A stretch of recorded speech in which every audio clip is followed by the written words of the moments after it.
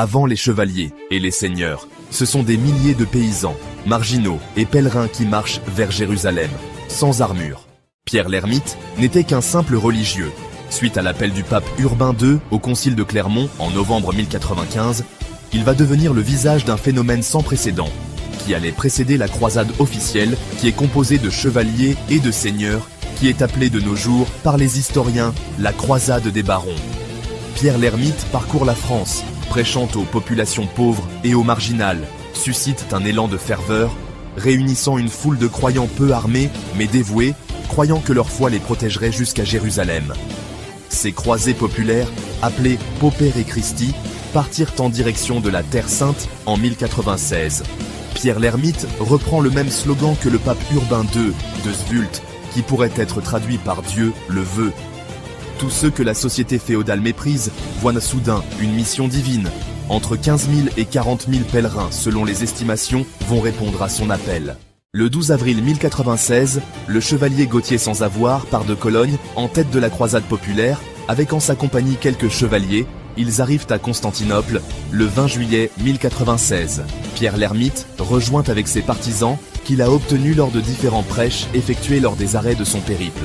La troupe de Gauthier sans avoir, quelques semaines plus tard, au niveau de Constantinople, le 1er août 1096. Néanmoins, la moitié des troupes n'arrivèrent jamais à Constantinople. Ils furent victimes de famine ainsi que de représailles et des tensions pendant le voyage suite aux massacres perpétrés par les croisés contre les communautés juives de Rhénanie. À Constantinople, l'empereur byzantin Alexis Comnène est horrifié par cette horde indisciplinée. Il les fait rapidement traverser le Bosphore et les installe à Civito. Mais le pire reste à venir. Les croisés campent à Civito et décident d'avancer vers Nicée sans attendre la croisade des barons. La conséquence est tragique. L'attaque turque des Seldjoukides est totale. Sur la totalité des troupes, qui étaient constituées alors entre 20 000 et 30 000 croisés, la majorité périrent, y compris Gauthier sans avoir, seuls environ 3 000 survivent. Pierre l'Ermite survit, puisqu'il ne fut pas sur place.